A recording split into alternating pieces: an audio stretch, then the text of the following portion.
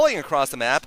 2 factories only, 3 factories for Leta, so Leta is definitely ahead at this point. Flash has let himself fall behind a little bit.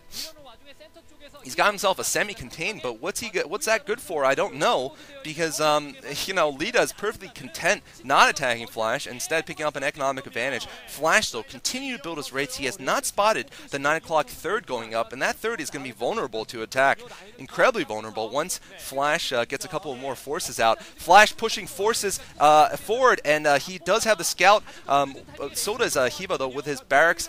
Flash has a tank advantage. He has the Wraith advantage. I think he should be able to go in and pick off that smallish force there. I don't think Leta can hold, and Flash is going to be able to take that out, definitely. Even if he's just with Wraiths, I mean, he's going to be able to pick off that single Goliath. I think he should move forward, actually, at this point. Flash is trying to force the issue. I think he knows about the left side base, so he definitely wants to push the center here and try to pick off the contain. But what is Flash waiting for? I don't know. I mean, those 5 rates, 6 rates, I don't know how many rates there are. They could have picked off the Goliath at this point, and they could be picking off tanks, but he's not doing it.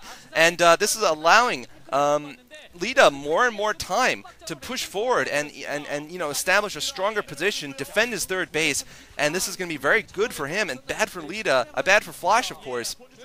Flash instead going to go all the way back into the main base for a big harassment. He's going to pick off the Soul Goliath that's doing defense, so he's going to go for some economic damage. Meanwhile, he's picking up his third at the upper right, but still a couple of steps behind, and he's going to try to make it up by attacking. I still think it would have been better off for him to attack the tanks, though, and remove both the threat in the front and also take down the new base.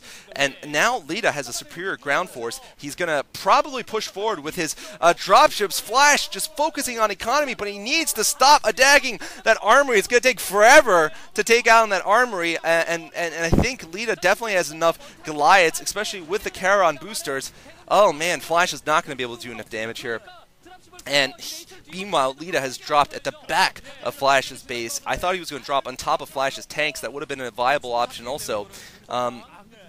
Flash catching the dropship, though, so good work there, and he should be able to finish off these tanks very quickly. I actually think Leta would have been better off. I just did the Hwaseong game, of course. Better off dropping Flash's tanks and trying to push the middle, because I think he could have anticipated that he was going to get cleaned up if he was just going to drop 2 tanks behind. But I guess he wants to do the economic damage. And Flash now finally has gone for the new base, and actually this is working out kind of well for him because he has a huge Wraith force at this point, about 9 Wraiths, and Leta, of course, is spread out, not due to his own fault, but he's just spread out because this map, you know, is spread out when you have 3 bases like this. So his Goliaths are not going to be able to defend at every location. These Wraiths have the superior maneuverability, and Leta is just scanning at their contrails pretty much as they fly by.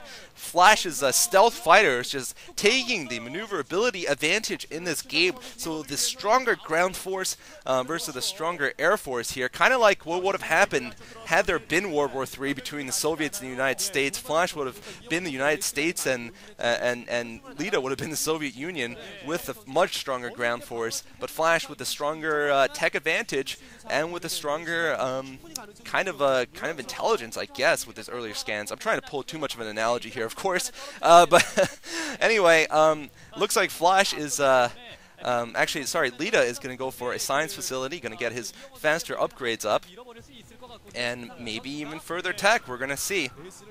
Since you guys recommended it, I am a little bit spoiled in the sense that I expect greatness, which usually in a TVT means something beyond just dropship tank Goliath play. It means one of the science facility options, ghosts or battle cruisers. And we've seen battle cruisers from Flash. I mean, battle cruisers of Flash versus Up Magic, where you outplayed Up Magic in the battle cruiser department, but then lost the game to Mass Goliaths, which was shocking, absolutely shocking to Rise and I when we cast that game. I was just absolutely amazed that Flash lost that game. But certainly wilder things have happened, and he is facing a formidable player here in Leta. I mean, Leta is just the best player outside of Flash for sure.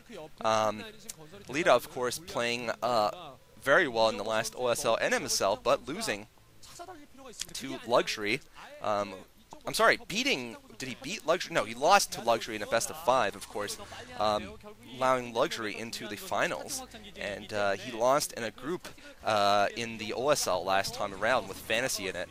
And, you know, certainly I feel bad for him because he could have gotten much further, I think. Had he had a slightly better luck. But anyway, Flash is now going to try to kind of pick up a concave position here, on a strategic sense at least, trying to put an arc onto his territory, trying to pick up the right side for himself. And meanwhile, Leta is not able to go past this big arc. He does have turrets up in the center, though, certainly taking advantage of the fact that this map allows building in the middle. You know, if you guys go through my commentaries, there's a game between Boxer and Chongsang, which I cast a long time ago off of replays. It was a Pimpus play where Boxer went for lockdown at the end against Chongsang's battle cruisers on Lost Temple. But yeah, I'm just noting it because in that game there were tons of turrets in the middle map. Both players split up the middle with tank, turret, battle cruiser lines, and that was just, you know, the definition of ultra late game TVT.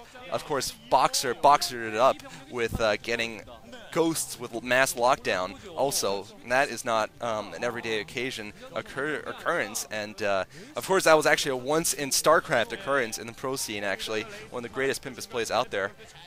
So Flash has built up a sizable dropship force, so has Leta, and both players, I would say, since this game has gone so long, have equalized in their economies.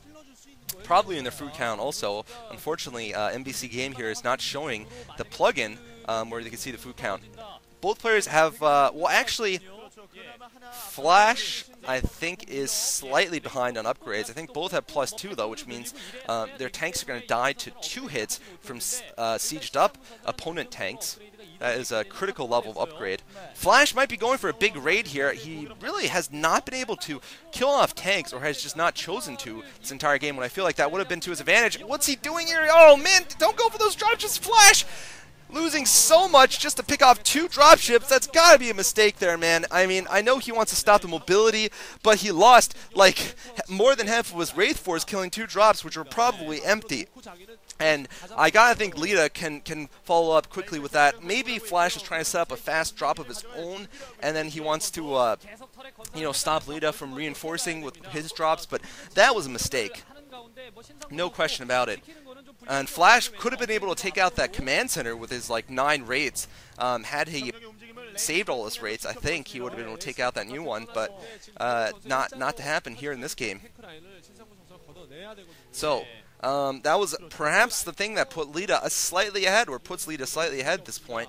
Flash has a larger dropship force, of course. He could certainly drop that new base, and that looks like that's what he's going to do. Leta has done a superb job of building turrets everywhere on this map, and certainly that's a great idea for all you who play TVT. In any case, though, wow, Leta taking advantage of Flash's temporary weakness. I think he scanned and saw there wasn't much, so Flash is going to do the right thing, though, and the right thing is to just go and attack. Do not try to defend, you know, by dropping on top of those Goliaths. I mean, that would just leave him in a world of trouble, and probably would result in him losing his dropships. Instead, trying to go for an even bigger attack on Leta's main, and Leta has completely nothing in his main. He has nothing. There are just a couple of tanks. That is going to get beaten by Flash on the high ground, but he's going to go for a counterattack. No, he does not. You know, he does not go anywhere with a base. I mean, that is just a completely not mining base at the upper right, so Flash is not going to worry about even losing a command center there. I think Leta should have gone north and just gone right for the main. No, but Flash running into a barrage of Charon boosted missiles, going to lose 3 dropships. That's going to stop his mobility. And now Leta is going to drop all over Flash. Flash needs to unsiege, but there's just too much going on. Flash is going to lose this drop without, well, he's killed off some things. I don't know if that was enough damage, though, to make it totally worth it. On the other hand, Leta, despite making a scary move outward, didn't do anything. He's going to pick off a command center. Okay, that's all he's done with his scary push. Scary-looking push, but that's all it did. I really think he should have gone for the 1 o'clock at that point. I think he could have taken that out, and that could have swung the game drastically in his favor. Flash actually is going to keep this alive because he counter drops. Wow, just so much going on. I mean, this is testing both players to the limits of their APM. And for those of you who say M&M Micro is the highest APM, I would say this is highest effective APM and highest mental APM, in the sense that you've got to constantly be thinking. I mean, M&M Micro is very, very action intensive, of course, because you got to move your Marines and split them and do all sorts of things. But this requires tremendous reaction time and critical thinking. I mean, you got to figure out where to drop, when to counter drop, or when to give up and just drop your opponent's base, when to expand, and also at the same time you got to spot all your opponent's drops. You got to try to